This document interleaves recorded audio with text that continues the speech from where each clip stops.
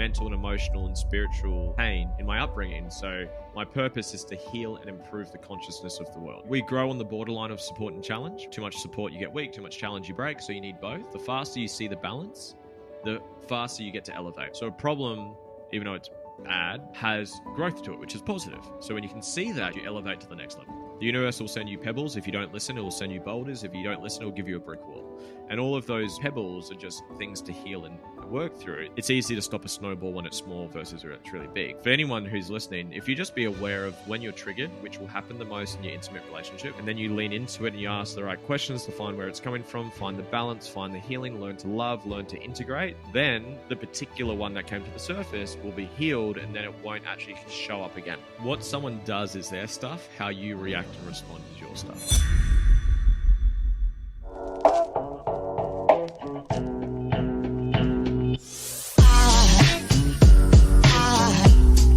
Aside from my soul.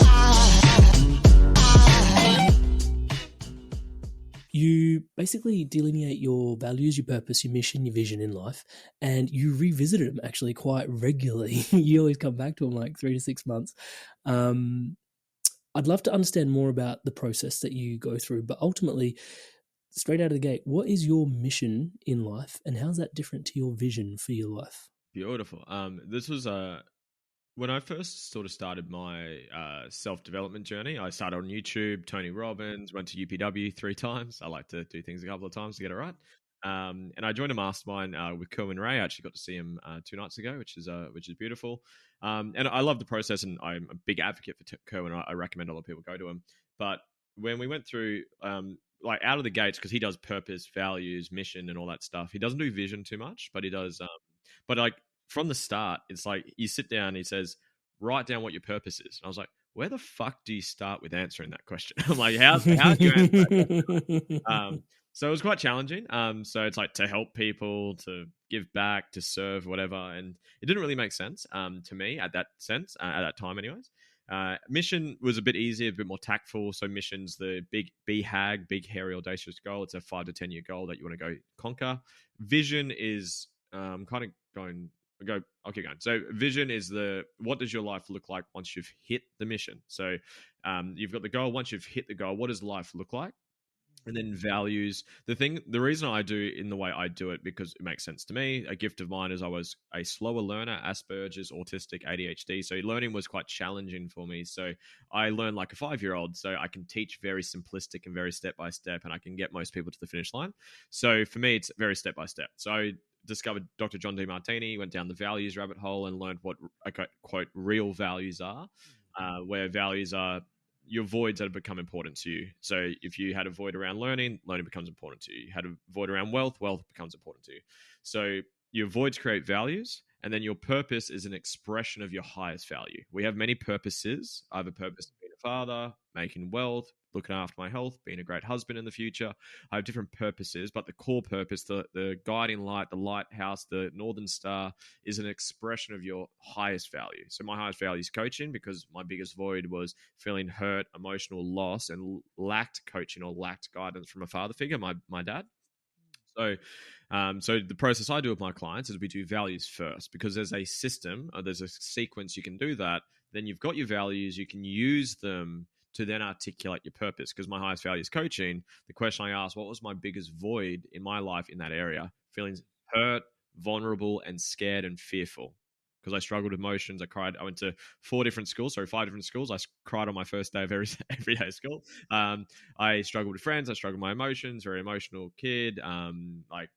Struggled making friends, struggled learning, etc. So I had a lot of mental and emotional and spiritual pain in my upbringing. So my purpose is to heal and improve the consciousness of the world. So you can see how that big void is directly expressed, the purpose is expressed from that void. So the void was the pain of emotions, consciousness, lacking, feeling hurt, vulnerable, scared, fearful. My purpose is to heal and improve the consciousness of the world. So your greatest pain, greatest purpose, greatest wounds, greatest wisdom, you become the person you needed when you're at your lowest. So values first, because there's quite a system to set it up, to go through them and determine them. And then we use those to articulate your purpose. And then the purpose is like the fuel. It's the drive. It's the unlimited tapped amount of energy to do what it is that you want to do for a very long period of time. Then mission, that's when we get more tactful. Okay, mission, given that purpose, what do you want to do in the next 5 to 10 years to achieve something that's measurable? Because you can't measure it, you can't manage it, you can't break it down into bite-sized pieces. What do you want to do? So are there a million ways for me to fulfill that purpose? Absolutely. I could go knock on doors, I could go volunteer, I could write books, I can do a podcast, I can do whatever I want to do. How do I want to fulfill that that purpose of mine? For me, it's to guide and coach 1 million people to live a life that inspires them. So again, FC, hence I love the word inspired. So that's my mission. And then vision, I do have it documented, but it's paragraphs long. But it's like we use your values to then to detail out your vision. So, for example, learning. So I've read X amount of books. I've attended whatever courses and programs I want to attend. I've learned from the world's greatest gurus and teachers and mentors. I've got wealth. What does my wealth look like? What does my relationship look like? What does my health look like? I've just like painted the vision, and that further drives more inspiration, more energy, more excitement for you to go do the work needed to get there. That's how I do it. And the reason I do it consistently is we grow, we evolve. Like as your belief grows in yourself, what you can achieve can be more. Like I think I wanted to help like 1,000 people when I started. And then you help 10, 20 people. Like, fuck, I can do more than that. Let's go for 10,000. Let's go for 100. Like currently it's 1 million. I know, check back with me in 5 years, might be 10 million. Like Tony Robbins, does his UPW event. He does it online now. And I think one of them, he had 1 million people in one weekend event. Like, what the fuck? That's insane. Insane. It's insane. Like my whole 10-year mission in a weekend. I'm like, fuck, I got to be better.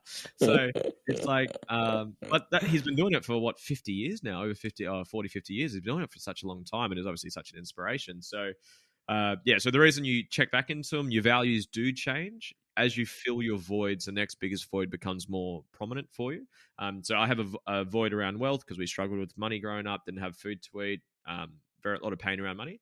So it's like once I hit whatever the subjective goal is, arbitrage goal is, and it's already starting to. I'm starting to make more money doing what I do, helping more people. It's like becoming less of a thing for me. I'm more enjoying learning, my relationship, my health.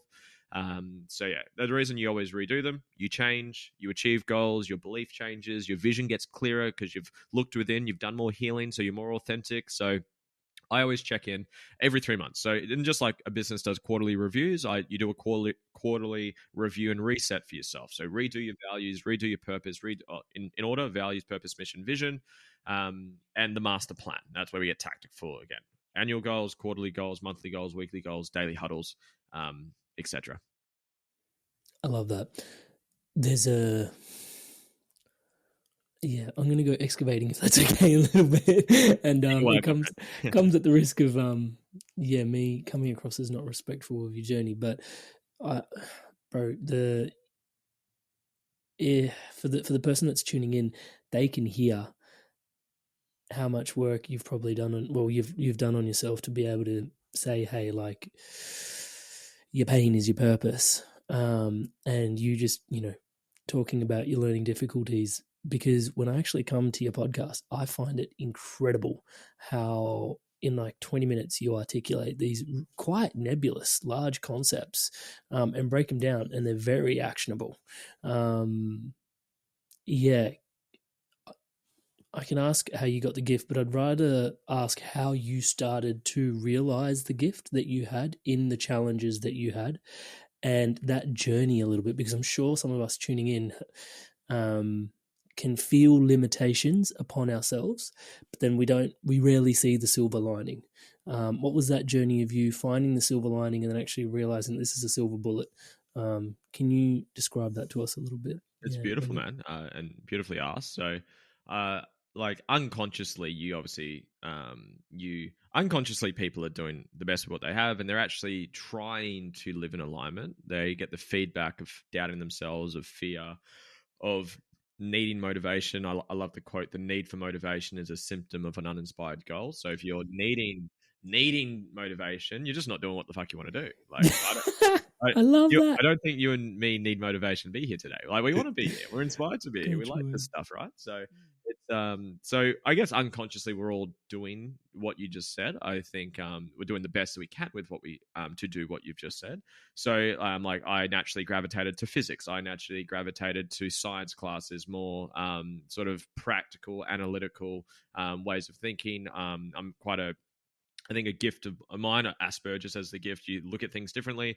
You see things the way people don't see, so you can do things people can't do because you have the knowledge that other people don't have. So it gives you just like a unique perspective on how to solve things. So I'm quite unique at being able to solve problems, and I think something doing what you do for work as well is like you'll hear someone's voice or tone or their energy or their quirks or their whatever's happening, and you can like feel there's some resistance or pain or judgment there. So then because I see that, I feel that, I'm aware of that, I can then follow that vein to find a growth opportunity to have some growth.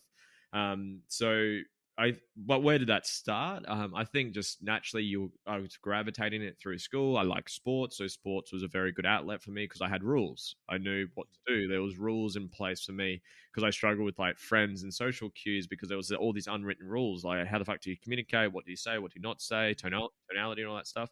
So sports, I had a great experience through sports. Amateur athlete as I was growing up. And yeah, so I think I guess where this all sped up was when obviously you get into self-development, where the curtain gets pulled back and you're like, oh my God. Like I remember the first video I watched, it was a Tony Robbins video. This is on YouTube. This is 2015. So this is before podcasts were really big. I think Joe Rogan would have been around, but like not obviously to the degree that is today. But I remember I watched this video and it was all about matching and mirroring and building rapport. And for someone who struggled so much with like even making friends and connecting with people, I'm like, this is amazing. I'm just fire. Holy shit. Like rules to the social dynamics. Yeah, perfect. I was like, oh my God, this is insane. I'm like, oh my God, that's amazing. So that sort of like woke me up to like, I guess, self-development. I think more in line with your question, like how did I be aware that these pains were gifts? It was probably around the same time I started to learn really about values, where we went into, okay, well, voids give you values. And a good example of this is I struggled a lot with social dynamics and friendships and connecting with people. And for 7 years of my life and my business, the start of my business career, I was building gyms and communities of gyms. And the biggest compliment I always get is everyone feels so safe and I'm welcome to be here. And it was such a beautiful, tight, intimate community. And that came from my pain of feeling the pain of the opposite of that. So it's driven me to go solve it. So the pain you've experienced, it's like people thinks insecurities are a bad thing. They're not a bad thing. Insecurities drive you to improve them. I'm insecure with my communication. I've worked a lot on it. I'm not as much as I used to be, but that's helped me learn the skills. I've literally got how to win friends and influence people in front of me that I'm redoing for haven't done it in a lot of years. And it's like, it's driven me to go learn how to solve those problems. I struggled with my emotions. So I've done the NLP, I've done the breath work, I do the nervous regulation, etc. I do the Tony Robbins, how to build rapport and all that stuff. So the pain, when I learned about values and how voids pain give you your values and give you your strengths, it's like the woman or the man who's really insecure around how they look because they have a void around how they look. They weren't pretty enough, good enough, ugly enough, or whatever the pain is. It's like, ironically, they're one of the best looking people, well-dressed people in the room, even though they think it's their worst and they're judging themselves. There's obviously a bit of healing and resistance there to do, but that pain of feeling like they're ugly, they're not pretty enough, drives them to look fantastic. Now, is that healthy? I don't think that's I think that's using the wrong fuel to do things. You're using insecurity instead of inspiration. But it's just becoming aware of it. Okay, my social anxiety, as it got labeled, I don't use the labels as much, but like my social pain of how to connect and make friends and connect with people actually gave me a great gift of being able to actually build communities and make people feel safe to open up, to be vulnerable. One of the most common compliments I get with my coaching clients and just people that I meet in general is I just feel so safe to be open and vulnerable with you.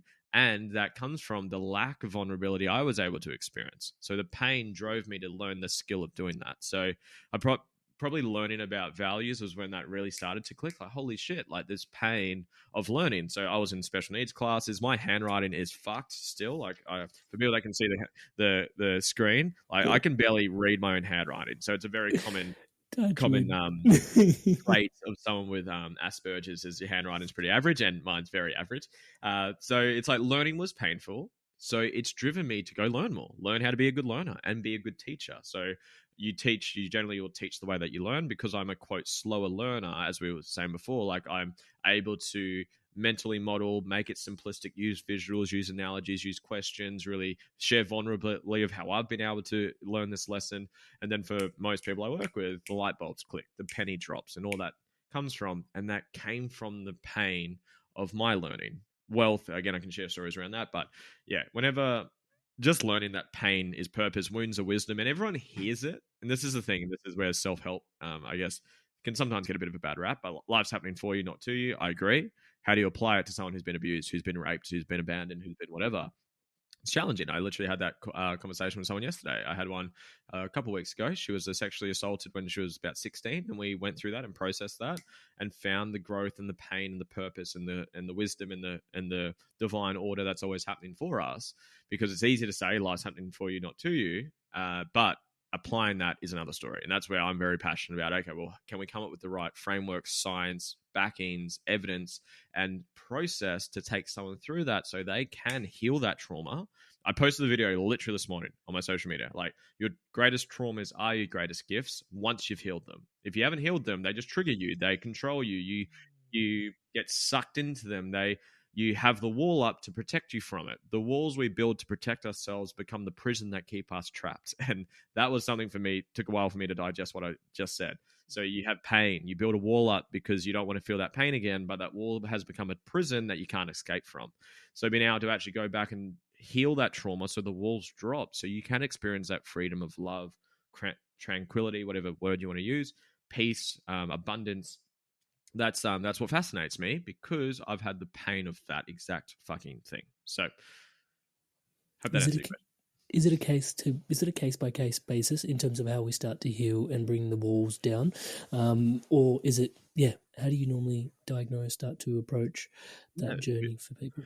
I like to teach the philosophy and the sort of the science behind it and the process. Like Joe Dispenza, I'm sure you're aware of Dr. Joe. I've got, is it behind me? Yeah, Becoming Supernatural, I think. Is it behind me? No, I think my partner's got it. But Becoming Supernatural is one of my top 3 books that I recommend for people.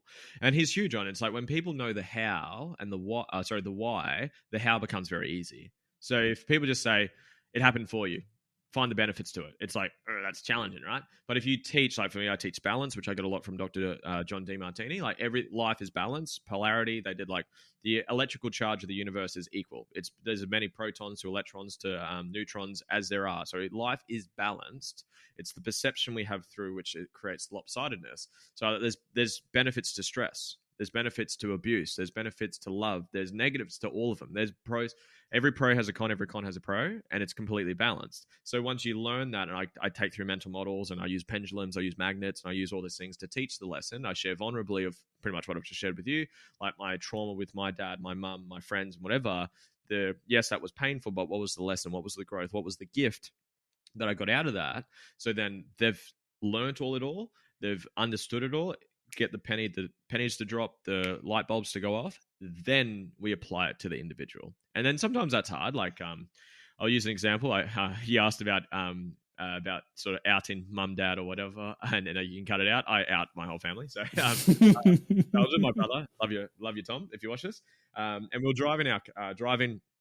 You can imagine what I'm like when you're in a car with me. I'm just like asking questions 24/7. So I was like, I just asked him. So I said, "Fuck, well, we've got a couple of hours to kill." I said, "Man, who's the person that you have the most judgment towards?" And he said his ex-partner. I won't use the name, ex-partner. And I said, "Awesome. Okay, why is that?" And I said, "She's just a bitch." I said, "Okay, great." I said, "Well, what's?" Sorry, I was listening. Sorry, I'm interrupted. Shut up, Emmerich. I love it, man. And it was funny. I had the same reaction. So I was like, okay, great. I said, well, what specifically has she done or not done for you to say that? Oh, she's just, I said, no. Tell me, what specifically has she done? She's a liar. Okay, lying. That's the trait, action and action. So lying. Great. And where do you lie? There's other questions. Where do you lie? Where have you lied in your life? Who sees you as a liar? I'm his brother. I've seen him lie, steal, lie to his parents, our parents. So I was all that. But the hardest question, what's the benefits to lying? What's the benefits to you of her lying to you? He couldn't answer it.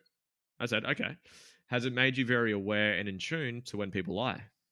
Oh, yes. It's like a 6 spider sense that is picked up. I said, beautiful. You've got a son, right? Kobe? And obviously he does. So great. So are you now really aware of when he lies? He's like, oh, yeah. I said, ooh, so has that helped you become a better parent? And like the light bulb started to click. I'm like, interesting. So I said, what's another benefit of lying? Has it made you better at actually clarifying things and not just taking people's words for it? So saying, hey, can you prove that what you've said is actually correct? He's starting a business. He's now running a business. So when someone, a quote, a client, a business partner, whatever, employee says something, are you now more inclined to say, hey, from what you just said doesn't really feel right. Can you actually show me what you mean and provide a bit of evidence to support that? Beautiful. So it's made you a better leader.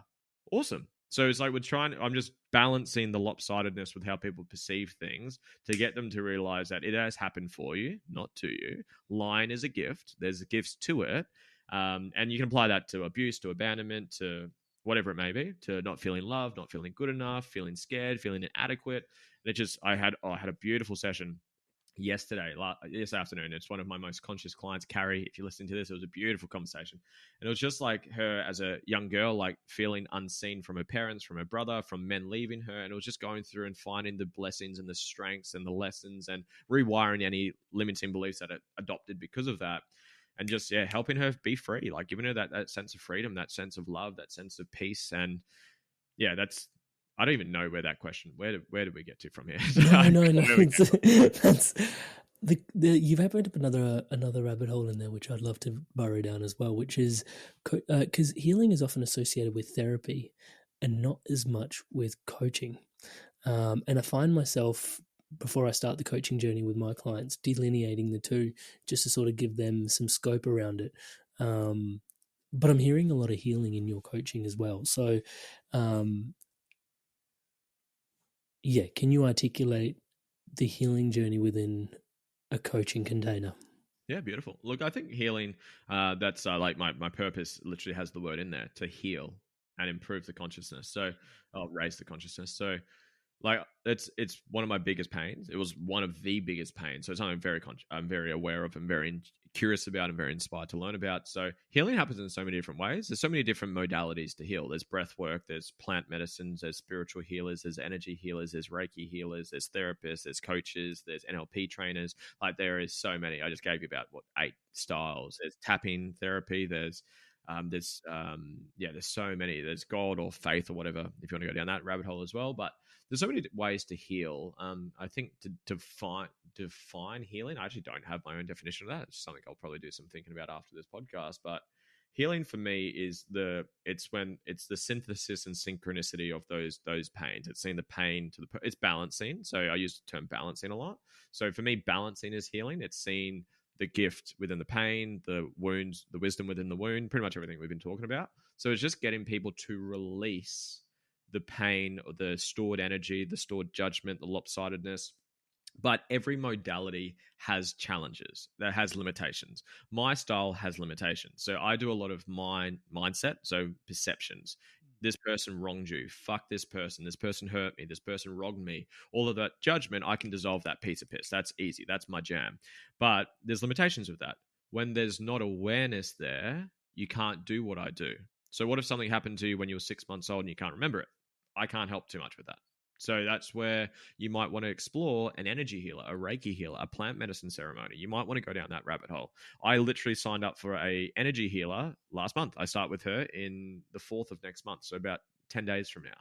So I've just signed up with it because that's not my modality, but I want to experience it for myself. I've done plant medicine. I do it every 6 months because I've done some of the most powerful, beautiful healing in that.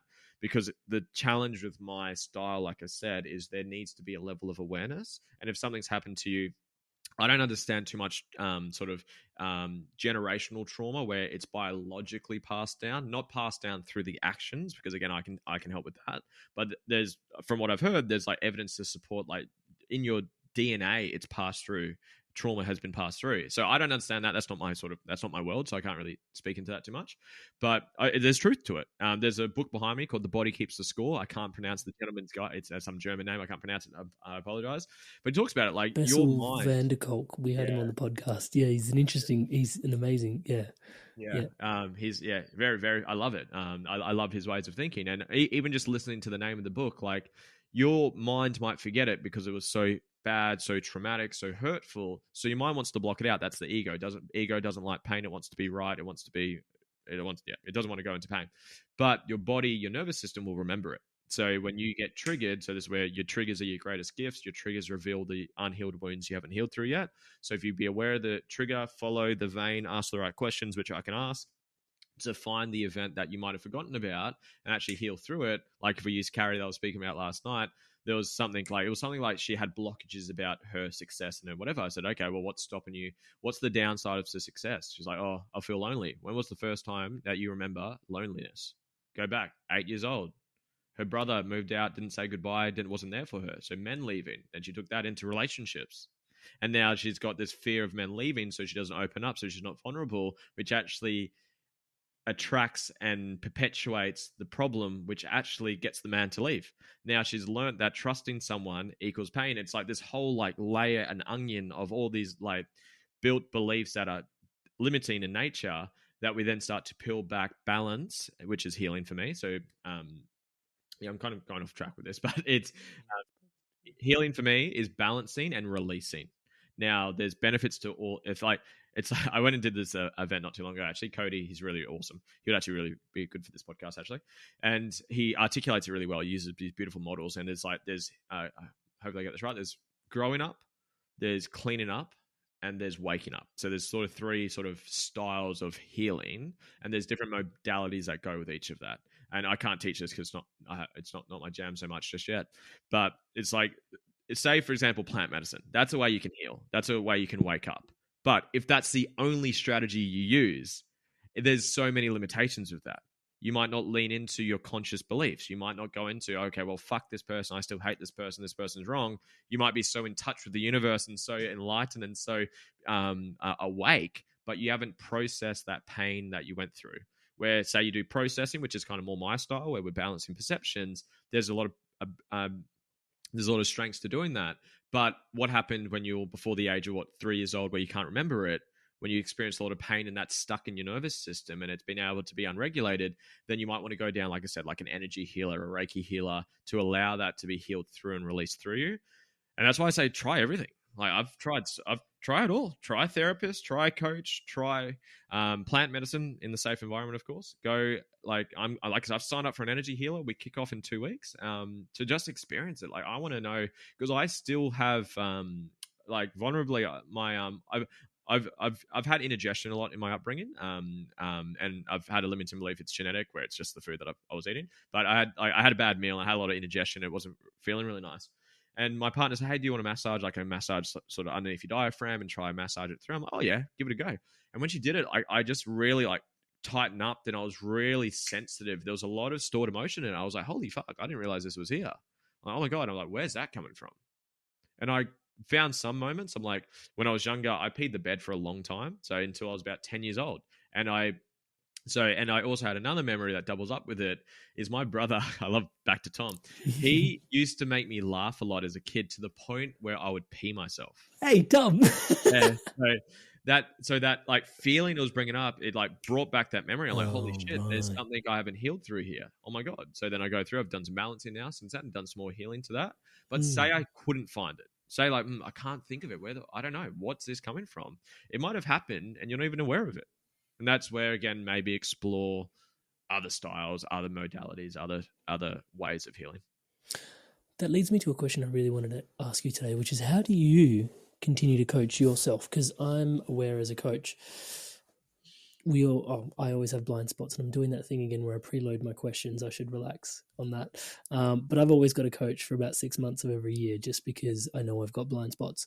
But then I also do have a bit of a regimen and a regime around coaching myself.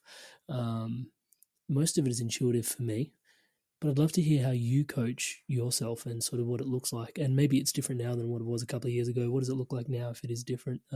Yeah.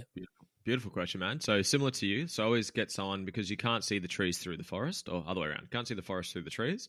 So it's hard to always look within and have a mirror back to you. Life is a mirror, so that's the second part to this. So one, have a coach, have someone who can shine a light and hold a mirror up to you and just challenge it, because there would be limiting beliefs that you would say, and the more healing you do, the more subtle and more like disguising they become. So that's where it requires like someone with a really high level of consciousness and awareness to actually ask the question. It's like we were speaking about this before we started the podcast. It's like being able to have a beautiful conscious conversation with someone like ourselves. It's like you're going to hear things that I say, you're like, that's interesting, let me go into here. Where some people that don't have the awareness yet or the consciousness yet, they might not pick that up. So definitely a coach and someone who's done the work and continues to do work. I would definitely have someone in their corner. Like I mentioned, I've just signed up for another one. I'm like you. I have coaches, not all the time. I'm always learning. So I'm either doing a course or a program, or I have a one-on-one. So I just sort of filter between, obviously, podcasts, books, and all that stuff. Second part is of what I mentioned before. It's when you're triggered. So whenever you get triggered, which we all do, there's not a single person on the planet that does not still get triggered.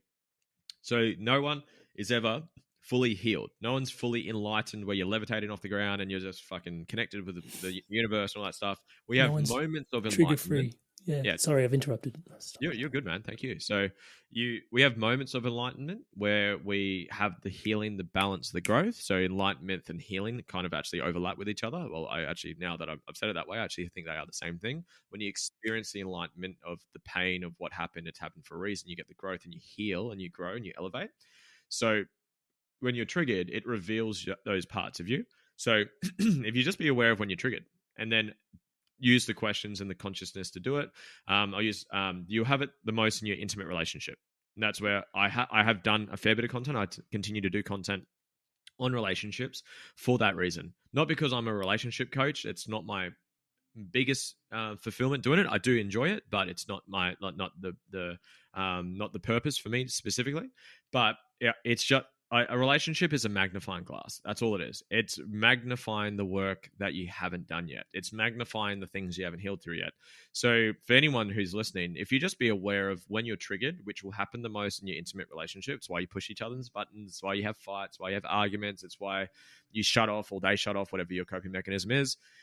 Yeah, if you're just aware of that and then you lean into it and you ask the right questions, the quality questions to find where it's coming from, find the balance, find the healing, learn to love, learn to integrate, then that the particular one that came to the surface will be healed and then it won't actually show up again. A live example, I have outed Georgia on this one before, so she's okay with this one. But we were, I can't remember, it was like just a normal weekday. And I'm normally the cook, so I'm normally cook for us. Make a great steak, by the way. So anyway, she said, "Hey, baby, do you want me to cook for you?" I'm like, "Fuck yeah, go for it. I love it." She's like, "Do you want a burger?" I'm like, "Yeah, go for it, please." She's like, "Would you like some eggs on your burger? Like an egg on your burger?" I'm like, yeah, please, go for it. And anyway, so I'm sitting down, I think watching a documentary or something like that. And like, I'm a helper people pleaser by nature. So helper. So I was like, you know what, I'm going to go help her out, see how things are going. And we're making fried eggs for the burgers and it looked like scrambled eggs. So the eggs were fucked. It like did not look like eggs that could go on a burger. It looked like scrambled eggs. So I was like, "Babe, what's going on here?" And like in hindsight now, I could see straight away she was triggered. And it's like, it wasn't malicious, but it was just revealing something that was there.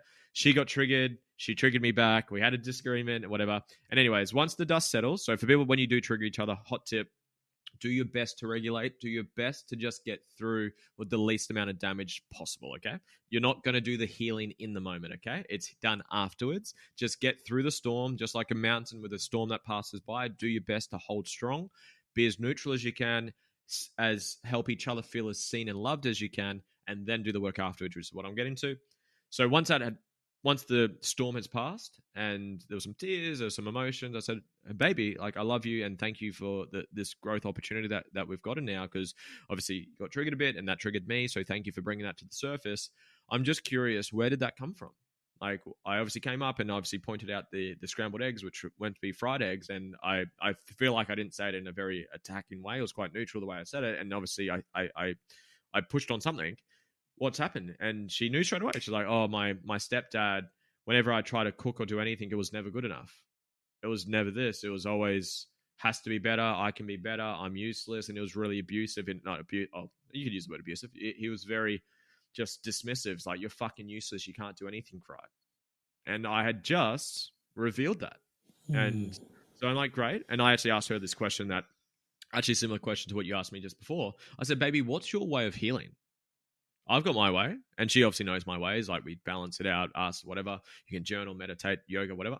And I said, what's your way of doing it? So, oh, very similar to you, but I also like having coaches and working through it. I said, baby, and this is a hot relationship tip, is once you're aware of the work, it's your responsibility. So once you become aware that something's there, if you choose to not go heal through it, then you're choosing to allow that trigger and trauma to come back up and trigger yourselves again. But it doesn't just happen the same, it gets worse because you have the residue and the leftover resentment and negative energy from the past trigger. So it just builds and builds and builds and builds until you have this huge fucking argument, this huge like breakdown in the relationship. So if you're choosing not to heal, you're choosing to have that wound or trauma or unhealed thing ruin your relationship. So it's natural to be triggered. It's normal, and it's a good thing because it reveals where you can do some more work. But if you're choosing to not, then once the dust is settled, don't do it in the moment. It's fucking challenging because you're just trying to get through the storm, right? So don't do it it's like, and for women, I know a lot of women will appreciate this. For the men or the masculine, whoever's playing this role, do not try solve the fucking problem in the moment. Okay, help each other feel seen, heard, love each other.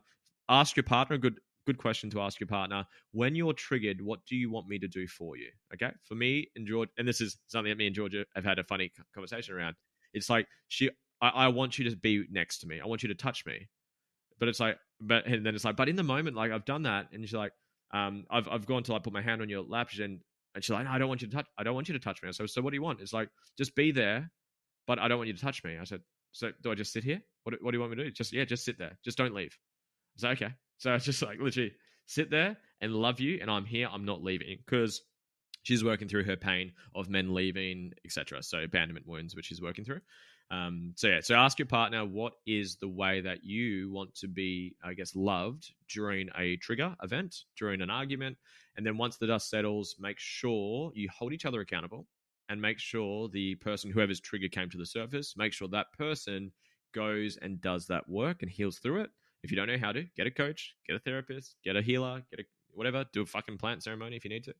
Do whatever you need to do and find your ways of healing through it, because if you don't, the same thing's going to bubble up to the surface next time and it'll be worse than the previous time.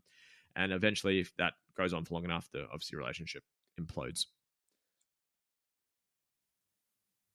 Base level question in there is, what if you've got a partner that doesn't want to honor the way you manage your triggers, or doesn't want to honor, isn't ready to do the work that you're doing on yourself? Is there, what happens in that space? This is my beliefs on that. I've had someone ask me that exact question, and I actually made a video on it. A lot of the videos I make, by the way, are like to help me understand the way I think and talk, by the way. So, and half of the videos, or most of the videos, are actually talking to myself. They're awesome. Lewis Huckstep experience. Lewis Huckstep experience as a podcast, guys. You have to go check it out. Sorry, just throwing that in there. And you'll be joining me soon, next Friday, actually. So a week from now, or maybe a week after, I'm not sure. But so this is my beliefs on this anyways. Until you get to this point, do not get into a relationship. Until you get to a point where you can take ownership and responsibility that everyone is healing and you have healing to do, and you are equipped with the wants and the tools to do healing. Because if you don't have either or both of those, then you're going to blame, you're going to attack, you're going to dismiss, the ego is just going to come out to play and just deflect, attack, defend, and avoid the growth opportunity. And that, over what I said before, just build up, and it'll just explode. And we all know people like this, people that get into a relationship, turns to shit, that person blames the partner, it was all their fault, you did nothing wrong, it was only them, right? You're just perfect, and it was all them, right? And then you attract another partner, and the same thing happens, fucking just 2 for 2, it's just that person, it was all her, it was all his fault, and you did nothing wrong because you're perfect, right? But that whole time, it's like you're just not actually listening to the breadcrumbs the universe is actually leaving for you. And when I did my NLP actually years ago, so my coach Luke, he said the universe will send you pebbles. If you don't listen, it will send you boulders. If you don't listen, it will give you a brick wall. And all of those breadcrumbs or those pebbles are just things to heal and work through. The more work you do and the more aware and conscious you become, you can obviously do that really minor. Like you can pick up, like it's easy to stop a snowball when it's small versus when it's really big. So you can be really in tune to like the little micro triggers where it's like, they just feel a little bit anxious. Not like you're having a panic attack, but you just feel a little bit anxious about that. Interesting. Where's that coming from? Like you'll pick up the really minor ones. Obviously, I shared one about the eggs, which was, I guess, a bigger one that was that. But you have the little minor ones where you just feel, okay, that hit me a little bit. Okay, where's that coming from? So yeah, my answer to your original question is you both people need to be at a level where you appreciate and recognize that you're both going to trigger each other. That's normal. That we all have work to do. That's natural and normal as well. But if you do not take responsibility to actually appreciate what I just said and be willing to do your work, then you are not ready for a relationship. And if you do, you're just going to have a very shallow, very volatile, unfulfilling relationship, which is arguably what a lot of people do have. But that's my belief, anyways. And some people disagree with what I've said, but that's what I believe, and I see it play out with all of my clients I'm working with clients I've worked with in the past, with friends, with family. Is if you're just blaming your partner, and this is a good line that'll hit this home. What someone does is their stuff. How you react and respond is your stuff. You can't trigger someone who's fully healed. No one's fully healed, hence what I said that before.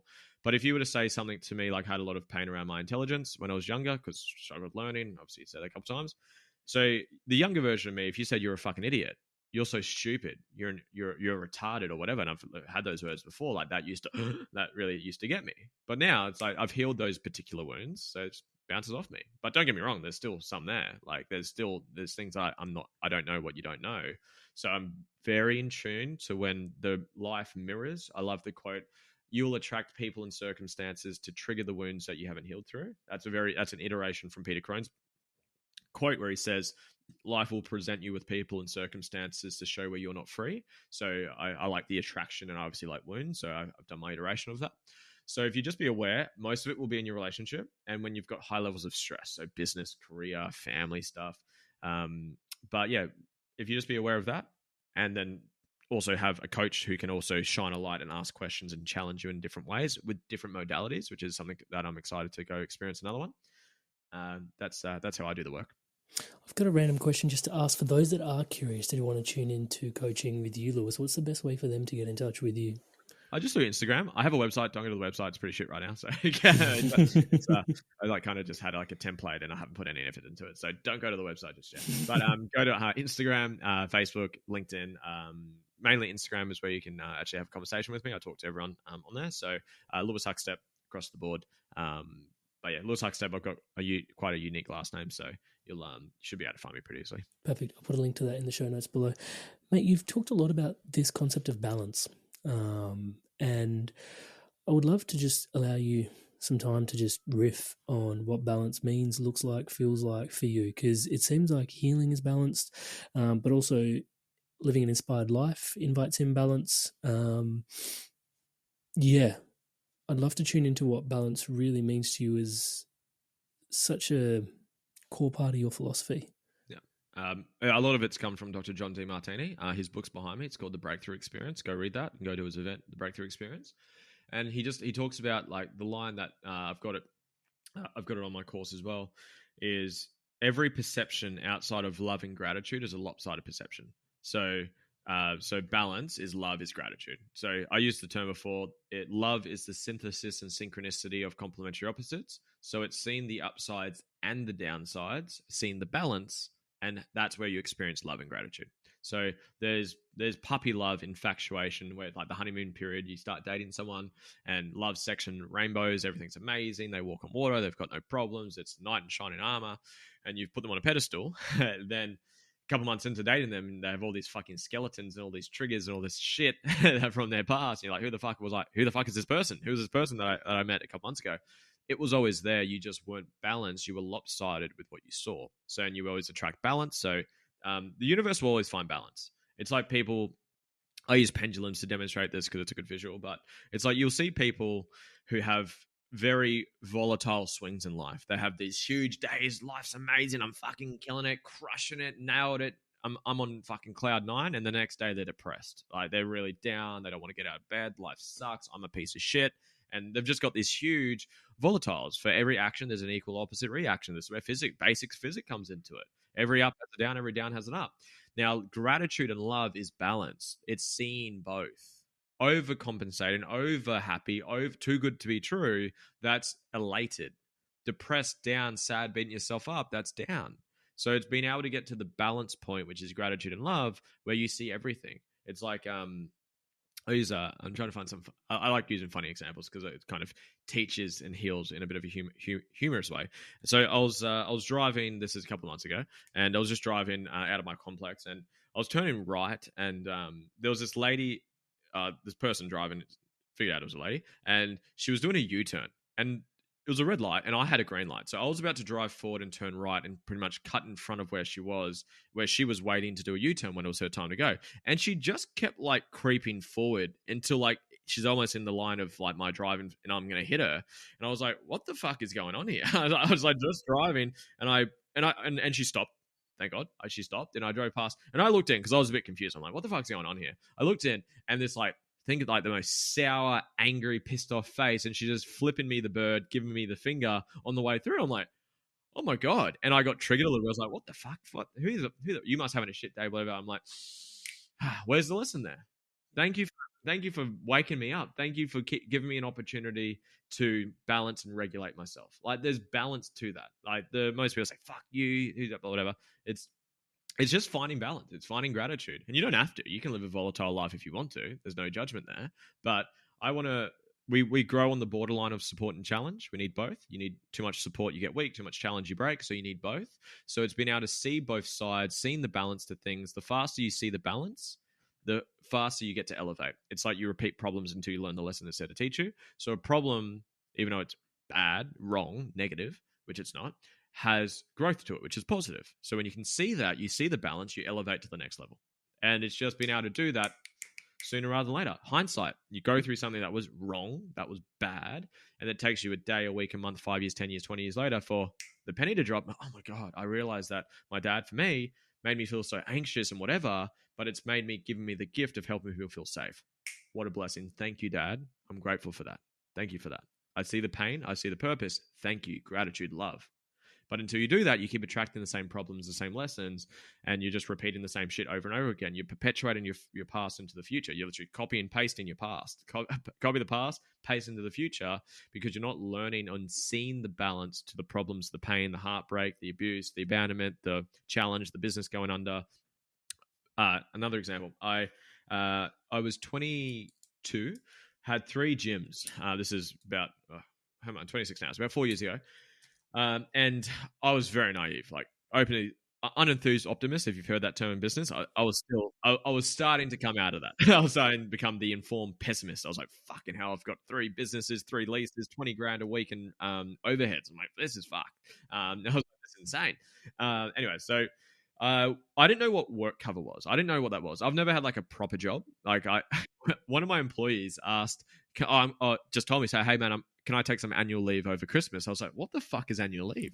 Like, I was like, it's crazy. You get paid for not doing anything. I'm like, this is insane. So anyways, so this lady, and I'll call her Sarah. So Sarah, I have this challenge at work, and I did the wrong thing. I said some wrong words, good intentions, but shouldn't have said it the way that I said it. It was very with love and with gratitude, like good intentions behind it. But anyways, so this lady Sarah, she's an employee. She's been with us for X amount of time. She puts in a complaint or a case to work cover that she's been injured in the workplace, and like she went to a doctor, and you could tell, and like the stars were starting to align. Like, oh my God, she's set us up here. And she went to a doctor, a GP. She went to a GP or whatever for it wasn't a GP. It was a doctor for like women sexual organs. Like that was the doctor she went to, and she got a stress-induced injury in the workplace certificate. So she got, and I don't know what a stress-induced injury looks like either. And I was like, what the fuck? Anyway, so I tried to contact her, wouldn't answer my phone, wouldn't text me back, whatever. And my Facebook conversation had magically been deleted.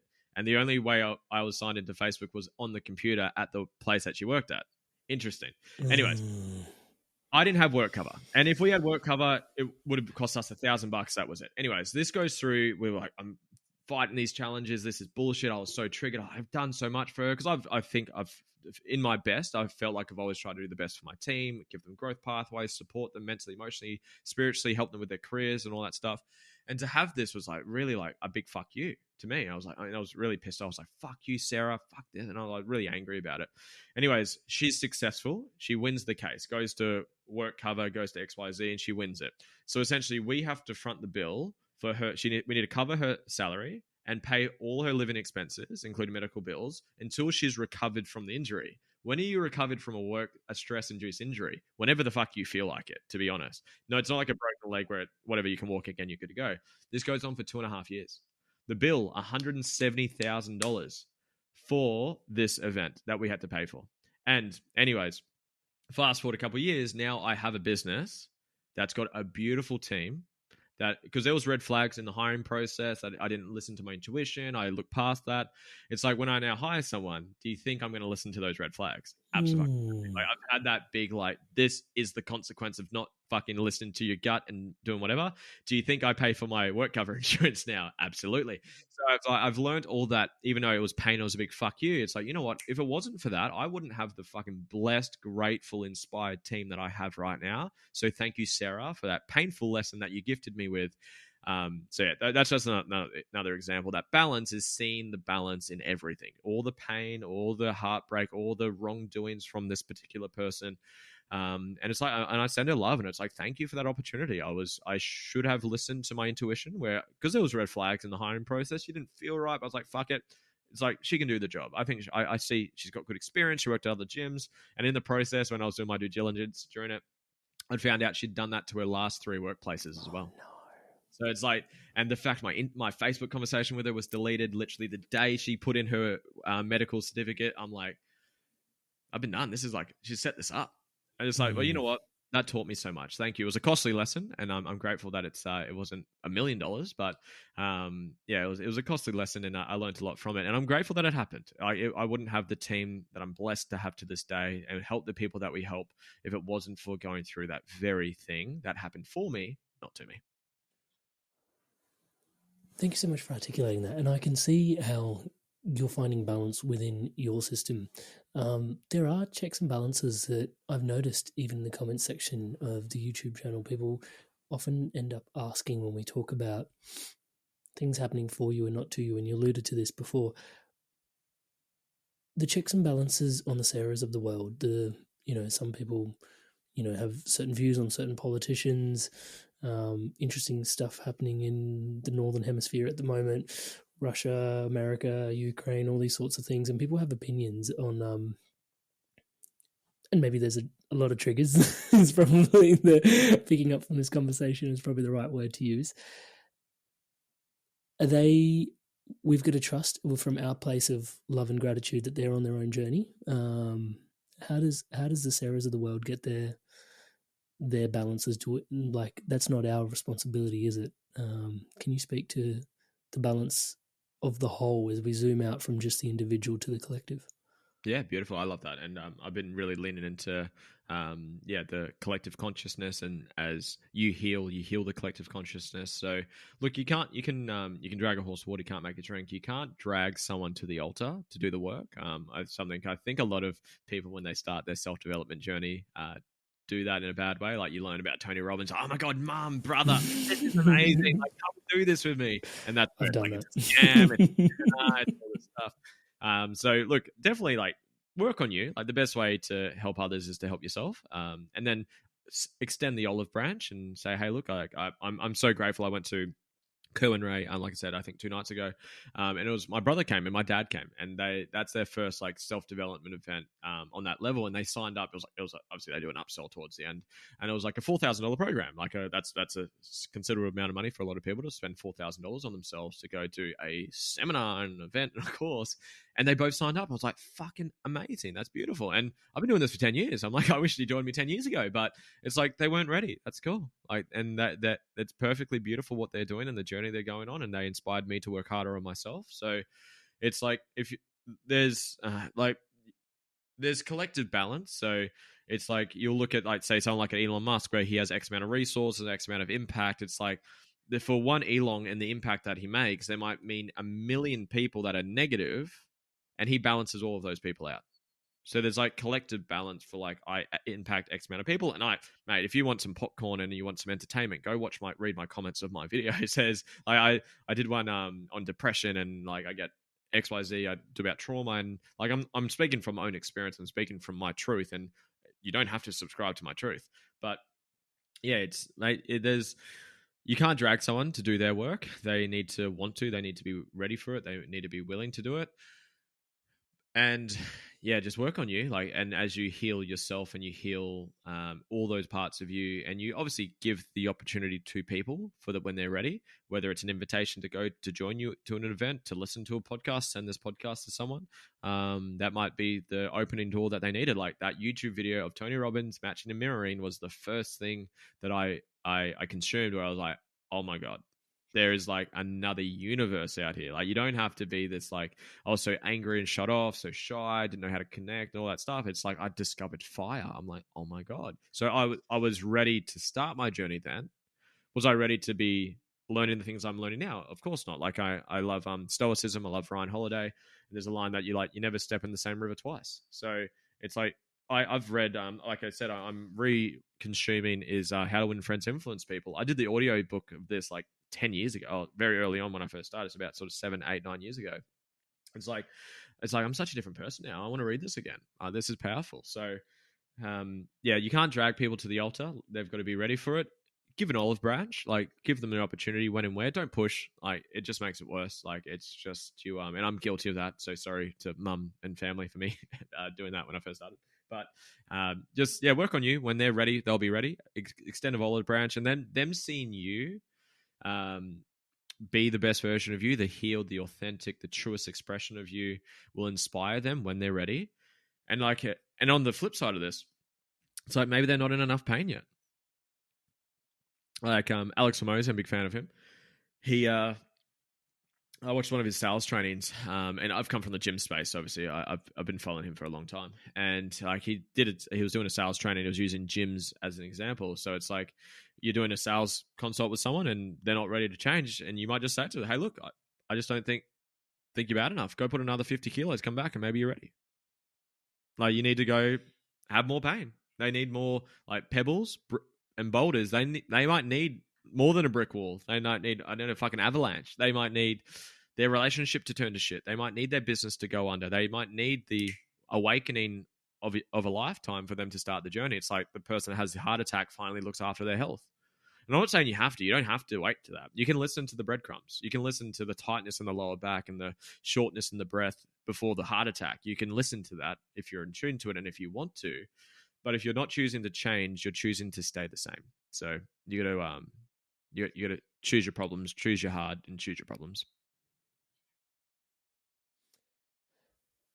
When we're working on inviting in more balance into our own system, I find this as a coach that people actually feel that if they berate themselves more, they're somehow expecting a transformation to be accelerated through that process. Have you found that to be useful anywhere in your coaching? Yeah, when people are beating themselves up, does it actually help transformation? Sometimes, I guess so. Like, I'd have to ask a bit of context on why they're doing that. Like, everyone's doing the best of what they've got. So, like, I'll use Carrie again, who I spoke with yesterday. Like, she unconsciously, like, you can't hold yourself accountable if you're not aware. Like, that's when you're blessed with the gift of consciousness. Now it's your fault. now it's on you. So, I think it's just shining a light on why are you doing what you're doing? Why do you keep self-sabotaging your relationships? Like I had a conversation with a friend of mine who just did a course and a seminar with a coach and a healer who does balance and does healing, and he had this huge breakthrough and it was so beautiful. He's like, he's struggled with his weight for a long time. Like he's always started diets and whatever, and he's very successful. Like run makes $1 million plus a year. He's a father. He's got a beautiful relationship. He's done well from the outside, but health was his downfall, or his growth opportunity. And he had the light bulb of like, oh my God, like, and obviously some deep shit was done to get to this point, but he saw his dad cheat on his mum, and he had learned through just the layers of the ego that were developed over the years that if I'm fitter and healthier and sexier, more attractive, there's a higher chance of me cheating on my partner. So if I stay overweight, I keep that body fat on me, I'm less likely to cheat on my partner because I don't want to be alone. Like that's if you look at like weight loss and the cause of that, it's like, wow, that's pretty fucking powerful. That's pretty deep. That's like holy shit. But like you don't know what you don't know. So it would be I'll just be asking the questions like why. So like Carrie that I was talking about just before, like she kept she wasn't she was self-sabotaging her success. Okay, well, so I asked her the question. I'm stuck. I just can't break through this glass ceiling. Okay, what's the downside of you being successful? And she said, it's lonely at the top. I said, okay, lonely. Okay, well, where have you been through pain and you experienced loneliness? 8 years old, brother, all this stuff. And then that's where the snowball began 30 years ago. Oh, sorry. 30 years ago. So it's like, okay, well, then what happened after that? What other things did you experience with loneliness? Relationships. Okay, what happened? Men leaving me. I felt lonely. Okay. And then we just keep going on. So it's like we're just shining lights on those parts to give them the opportunity to, and obviously a good coach obviously asks the right questions and lets the person have the balancing experience. Sometimes you got to tell them because they can't figure it out. But it's I don't know if I'm really answering your question, but no, you are. It's it's unique to the individual, and I think that's plenty the line of questioning that you've invited. Yeah. I know you're impact driven, so I'm looking forward to asking this question. It's a question. I can't say it this way because then you're going to end up asking it me on your podcast. But it was a question when I was like, oh, what's a good question that I would like asked of myself? And I was like, can't wait to ask Lewis this question. Because you're coaching individuals one-on-one really deeply. Like, if we don't know that through this conversation, I don't know what we know. What is your awareness of the impact that is having on a collective level, going as deep as you do with individuals?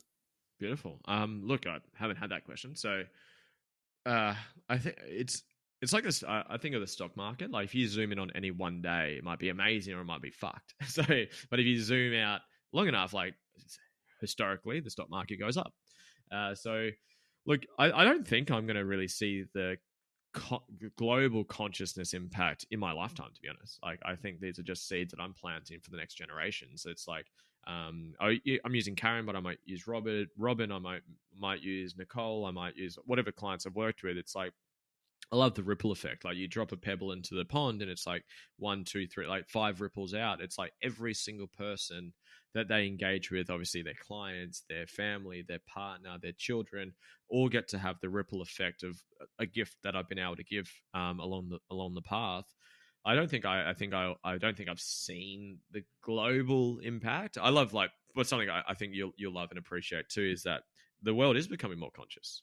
There's a lot more people. There's the Joe Dispenzas, the Peter Crones, the Tony Robbins, the Inspired Evolution Studio, like the podcast. It's like we're all here making our own impact.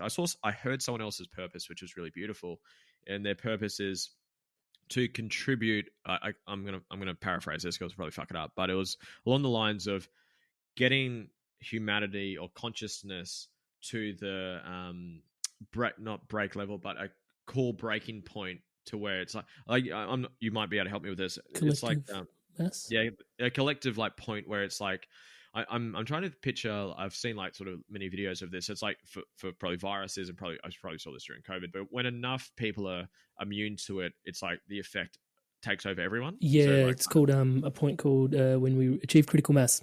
Yeah, critical mass. Thank you. Critical mass. So in his purpose was like to get consciousness or humanity to the critical mass point for healing and awakeness. I'm like, that's so beautiful. So I'm playing my part. Like I want to hit 1 million people. I need to be better for Tony. So Tony does that in 1 weekend. So it's like and I measure that and because I'm like my socials reach hundreds of millions of people, but I don't count it that way. I count it how many people have done work directly with me, whether it's a course, a program. I'm writing a book at the moment. So I've got my measuring sticks of how to do that. I don't do that through followers or through whatever, because I don't feel like someone liking a quote on Instagram is really the impact that I want to make, but it's obviously a part of it. But I want to make that sort of deep transformational change with people. So I measure that through my courses, my programs, working with me directly, my books when they come out. And I know that will be pebbles that I throw into the pond that we're all throwing into, yourself included. And I just know over the next 5, 10, 20, 50, 100 years, like those, the seeds will be sprouted. So yeah, I don't think I'm going to see too much of my specific impact, because how the fuck do you measure it? But I know it is. Like I see it. Like I posted a testimonial of mine from Chev. I posted that, I think, yesterday or the day before, and he was suicidal. He was depressed. He was anxious. He was just lost. He was unfulfilled. He was volatile like no tomorrow. He drank every single weekend. Like he was very, it was really bad. And now he's so inspired. He's in a beautiful, conscious relationship. His health's the best it's ever been. He just had a family member, his grandma, sick / passing away at the moment, and he's been able to be there for his family and support his family. I'm like, that's beautiful. And obviously he's done the work. He's dragged himself to the altar. I've extended an olive branch, and I've obviously gifted some ways of viewing life and some perspectives and some tools. And I'm like, that's beautiful. That gets my eyes quite teary, and that gets me inspired. That gets the hairs on the back of my neck up, and that's what I love. And I know over the next generations of whatever happen, I know those fruits will be enjoyed by the people that I get to touch. Lewis, brother, thank you so much for doing this here with us today, man. And I could totally thank you for today's conversation, but those tuning in can tell that this has been a lifelong journey of you finding balance within yourself. And I can even just say the amount of transparency with which you afford the work that you've done on yourself, and yeah, just how much work you've done to be able to communicate it trigger-free to the best of your ability, man, is just a massive testament to the work. And it really invites in a whole path for others to be able to witness what an inspired life looks like, so they can follow in on their inspirations as well. So just really want to acknowledge you, bro. And yeah, thank you so much for today and all the work you've continued to put in on yourself and all the seeds that are going to sprout from it. Mm-hmm. Yeah, thank you, my man. I'm grateful for this. This has been a beautiful conversation with another conscious being who's doing the work, and we're gonna flip the script around in about a week's time. I'm gonna have you on my podcast as well. I look forward to it. Thank you so much, bro. Thank you. Hey there, Inspired Evolutionary. If you absolutely loved this, well then here's a full conversation with this guest on the Inspired Evolution podcast. Check it out now.